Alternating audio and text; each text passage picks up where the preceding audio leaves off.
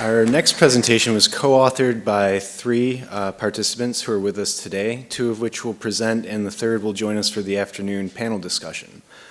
It was co-authored by Christina Frohnert, Richard Bloes, and Reinhard Beck. Christina and Richard will be speaking to you now, and Reinhard will join them for the discussion. Christina Frohnert completed her training as paintings and sculpture conservator in Germany in 1993, joined the Museum Ludwig Cologne, and held the position of chief conservator from 2000 to 2005. She holds a graduate degree in the conservation of modern materials and media from the conservation program of the University of Arts, Bern, Switzerland. She worked with Cranmer Art Conservation in New York City from 2005 until 2012. In 2008, she was elected to chair the Electronic Media Group at the American Institute for Conservation, serving 2 terms until 2012. There might be a typo in there, I apologize for that. She initiated the conference series Tech Focus to specifically provide education based on each electronic media category. She serves on the board of the New York Regional Association for Conservation and is vice president of Independent Media Arts Preservation. From 2009 to 2010, she was adjunct professor at the Conservation Center Institute of Fine Arts, New York University, teaching the course Modern Materials and Media in Contemporary Art. In 2012, she was named the inaugural Judith Praska Distinguished Visiting Professor in Conservation and Technical Studies at NYU IFA CC, teaching a seminar course, Art with a Plug, the conservation of artworks containing motion, sound, light, moving images, and interactivity. Since 2012, Christine is a partner of Beck & Frohnert, LLC, Conservation of Contemporary Art, based in New York City. Joining her is Richard Bloes. Richard has been a film and video technician in the exhibitions department at the Whitney Museum for what he only describes as a quote-unquote long time. When pressed, he does admit he worked on the Namjoon Paik show at the Whitney in 1982. For the past several years, he has also worked closely with the Conservation Department on film and video works in the museum's collection. As an artist, he has shown at Feature since 1990 and received many awards and fellowships, including a Guggenheim Fellowship and more recently, a Pollock-Grasner Grant. Christine, Richard.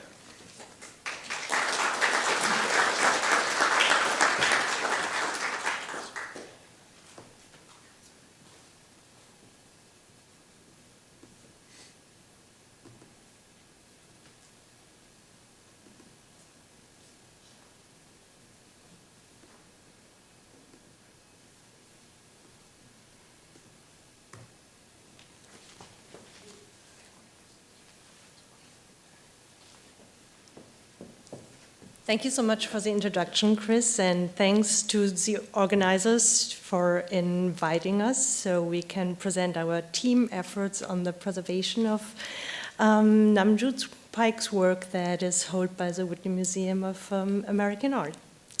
And as Chris already mentioned, so we are planning to divide our contribution. I will start by talking a little bit about Magneti D, which is currently on view upstairs, followed by some explanation on how we currently document CRT-based artworks, and Richard Bloes is going to continue talking about the structure of Vyramid in more detail. Magneti D is an early iconic work that is now one of the treasures documenting the creative use of television even before video became available to Paik. As such, Magneti D is highly dependent on CRT monitor technology and its ability to maintain its integrity and its properties, which is the magnetic force, the housing, and the CRT monitor. Beside the later discussed challenges to preserve those historic works, even little sculptural components could become challenging to source. In this case, this little Magnavox logo, which you can see the arrows pointed to it, was deattached at some point, and due to the efforts of Richard Bloes, he found a replacement component on eBay, which is going to be deattached as soon as the work is entering the Whitney after this exhibition. And this is showing, a close-up of the logo, and I find it pretty astonishing that he was able to source it. And as CRT technology, specifically for those historic works described here, is now to be considered historic technology, we have heard this before, replacement parts and servicing is increasingly hard to find, and we very much rely on the ability to find replacement components as well as service and maintenance to keep those running. And the backup CRTs that we can source and provide to DA. As the commercially produced CRTs have an average lifetime of about 20,000 working hours, we also have to build in to our collection management how long we can safely show and maintain those works. While the work was on exhibition abroad in 2010, it built up some heat, as we heard before today, and so some odor occurred, and immediately it was requested to switch it off and disconnect it from the power connection. And in collaboration with CTL Electronics, the work was examined upon its return in New York, and a flyback transformer was identified as the cause of the problem. But during the performance of the work, we wanted to ensure that no additional harm or damage is created to the original housing. So therefore, a housing was designed just for testing if the magnetic force is still translating in a similar way that it did before, which was copying the original dimensions. This is showing the CRT from the back. And this is the flyback transformer that was replaced with a contemporary flyback transformer that was sourced by CLT Electronics. As our field develops as a new specialty in conservation, we also start to make increasingly use of analytical tools that are available that have been developed by non-conservators, and we try to build them into our analytical framework to understand and quantify the condition of equipment, using, for example, a test signal generator to test and calibrate CRTs, using a cross-hatch pattern for convergence to align the red, green, and blue raster, the SMPTE bars for luminance and chrominance. In addition to understand what we examine and to document our findings, we find it helpful to translate this information into documents that can be shared by others. And this document was highly inspired by the very, very useful documentation templates that have been provided by Medicine Media Art, by the documentation templates that have been developed by Joanna Phillips at the Guggenheim Museum, and have been further developed in cooperation with Raffaele Shirley, who's in the audience. So basically, those documentation sheets summarize the object's identification, give details about the CIT identification, about the status of the equipment, its attributes. It details, of course, the model, the make, the serial, the manufacturer, details on the tube. Very helpful information is also to gather some numbers that document the power draw as outlined by the manufacturer. And in addition, it is also very helpful to measure those specs on site, especially if it comes to multi-monitor installations and you wanted to prepare your exhibition space accordingly. Further items associated with the CRT monitors that are very helpful and necessary to keep are the operating manual and the service manual. And this form is followed by images showing the CRTs in different rotations, and again, the SMT bars and the convergence. The following, the CRT condition, was developed to guide you through your observations while you test the monitors, and also to point you to different questions that you should ask during examination, and it points you to any odor that might be recognizable, or if the dials are still functional, and really provides a helpful reference to gather that information. In addition to that, it also, this section is developed to gather information about the image quality and possible image monitor damages.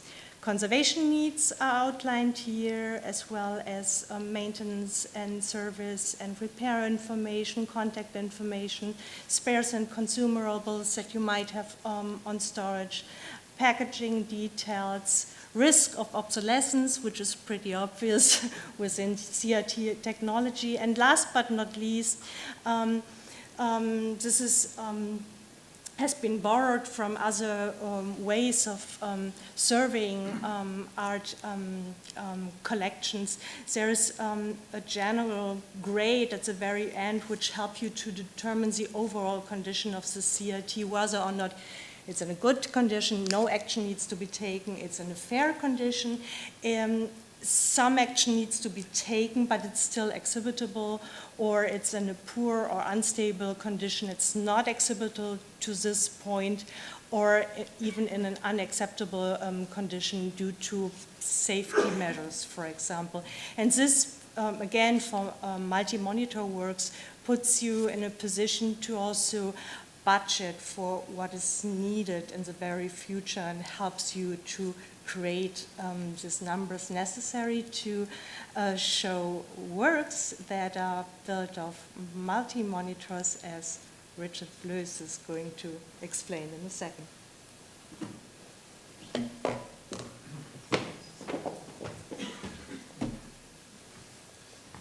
Those of you who know me well know that this is my usual coffee time. So when I was thinking about how I could handle this earlier today, I imagined just getting on the floor and taking a nap and saying I was dreaming of conservation, almost like a 70s style performance, but I won't attempt that.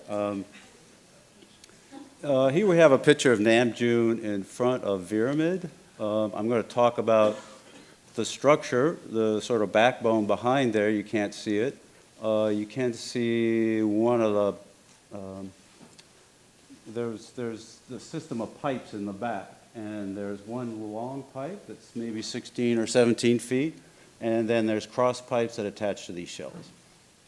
You can note here that it's tiled together with a rope to the wall, which isn't too reassuring, and at the bottom here too, in this version, the early version, the monitors were set up slightly different, so there's this plywood at the bottom, which which wasn't in the final version.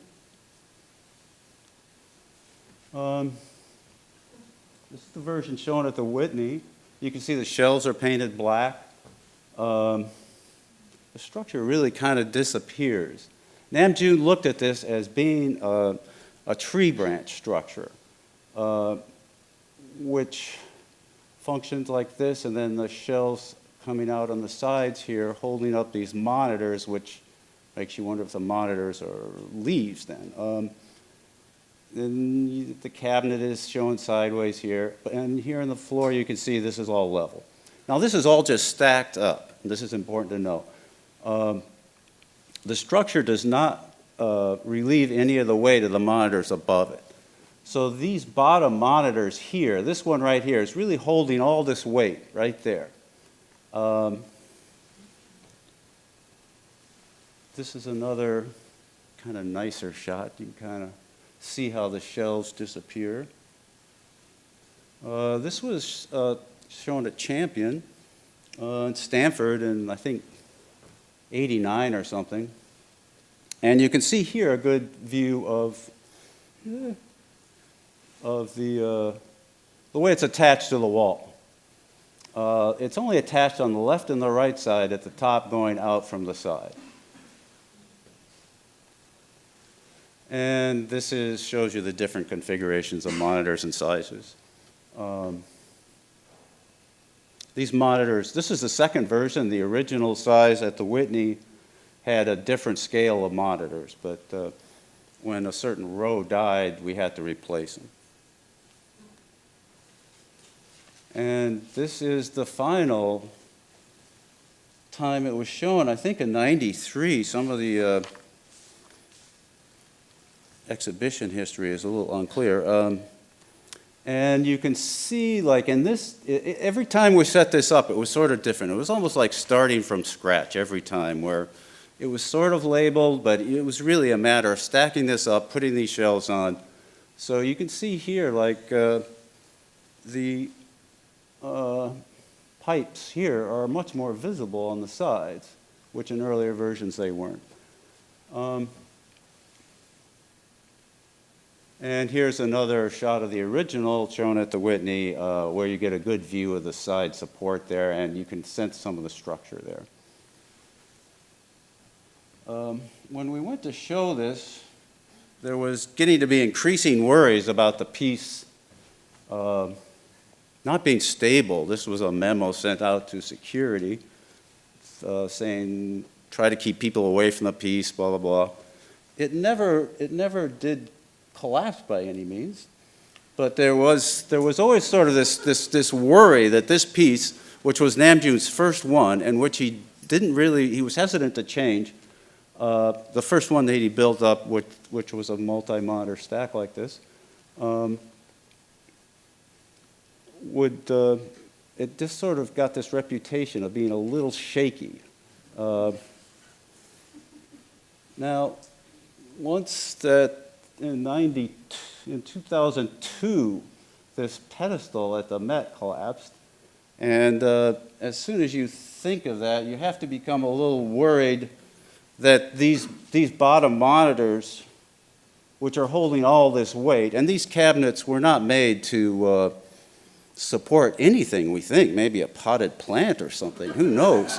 And here they are, they're put to use supporting this huge thing, and there's people standing right here. I mean, once you have this thought, you realize that you have to fix it. You just have no excuse. So my apologies to the Met there. So this is another weakness, that the original shells right here, they were 1-inch pipe. They were held together with these U-bolts, and it kind of just served to keep it sort of stable, like this. It didn't hold any weight, the shells, and if something fell beneath it, it would just collapse. In addition, there was no, I guess it's lateral motion. There was nothing to really stop it this way, except for those very two support beams on the left and the right that attached to the wall. So there were proposals I think this was 92. And this was, we threw this at Paik Studio. We also tried in 89 and it didn't get any place. This was always sort of exhibitions driven, meaning that you say we want to show the show. So-and-so wants this piece in the show. We only have a month. What can you come up with? And exhibitions driven conservation can be sort of tricky because people just come up, they give it their best shot, and this was, I forget who it, maybe it was Blair or someone, I forget, at the Paik Studio came up with this idea to sort of shelve it up like this and attach the top with aircraft cable to the ceiling to try to secure the whole thing. This was another, like, John and John were talking about the way Paik did different versions. This was another version that Paik did in Vyramid, and it looks like it's 2 channels, which the Whitney's is a single channel. But we knew that Namjoon liked this sort of tree branch idea, and that this kind of structure, which would be totally secure, just visually wouldn't cut it. Even though he did this, and it was also called Vyramid. And here we have from the object file, which I rely a lot on when I do things, that Namjoon says he wants to keep the whole structure. He likes the tree branch, and he rejected all these solutions. So Reinhard and I had, there were rumors that this might be in the Whitney's when the new building opens. And so we had some time to try to figure this out. We weren't rushed. And the only, if this is a kind of bad drawing from behind the structure if you were looking out. And this is the only place that we could really try to do anything structurally that wouldn't really be seen, because we wanted to keep the original look as much as we could. And the first thing we did was we upped the pipe size from inch to inch and a half, because this inch pipe at a 16, 17-foot length, I remember you could really bend that thing, and it was a little scary. Inch and a half pipe is really pretty standard, and it's really secure stuff. And then we added these 2 support beams, and this did 2 things. It made it so that these shells were strong enough so they wouldn't bend down. They could support some weight, and they also gave us the. Well, I guess that's mostly what they did, right? Yeah. This was a sort of our first breakthrough, and we started to mock this up, which was this mock-up thing, which was something that Reinhard really insisted on, and which I was a little lazy on at first, but it actually turned out to be really great to mock this up, because you could really see and just shake it and just see what's going on. So we started to mock it up, and you can see we have the extra pole here and extra pole here. But the real thing that saved us was that were these sleeves here, which we worked with a metal fabricator, Jeremy, and we would come up with ideas and we would run it by him and he would come back with his own suggestion. And we ended up with these sleeves right here, which are held to this pipe by a set screw, and this is welded to this, what is it, 1/8-inch metal plate. And and then we use the original plywood from the piece on top of it. And what this did was it took the load off, and it kept things very stable. Yet it was like the same structure almost. And when you look at this is another larger shot, I guess. You can see the different monitors.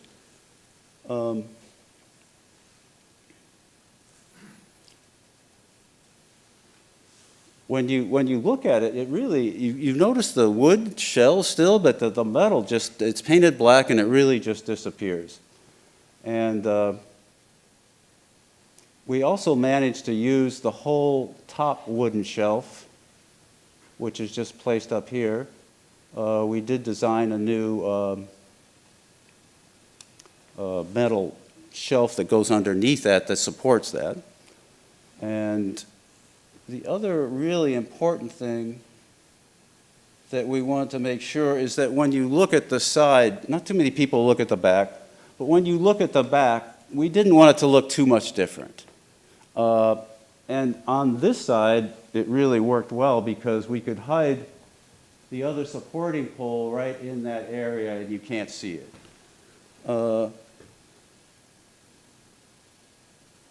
On the other side here, though, it's a little trickier because the way this monitor positioned here, Namjoon did it so that the edge of the screen would match up. So it would go all the way up with the edge of the screen here. And that meant that this cabinet was pushed about 5 or 6 inches back into the area that we really needed. And so with this one, we had to put it out a little bit right here. So if you really decided to look back there, you could see this. And I think that was our only real compromise. In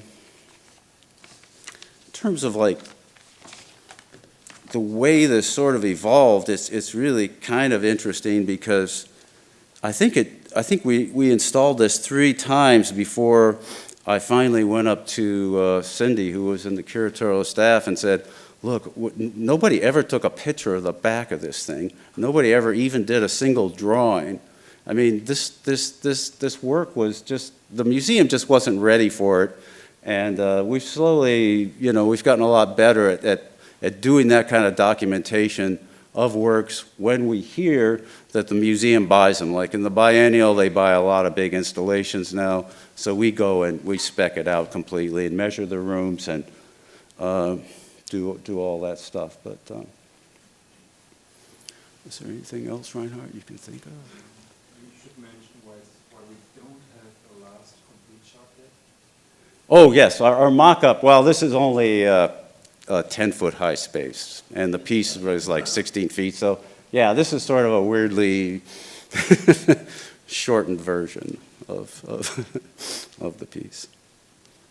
And that's how it should look when we can set it up again, and we're very happy about it, and we hope that it keeps Namjoon happy. All right, thank you.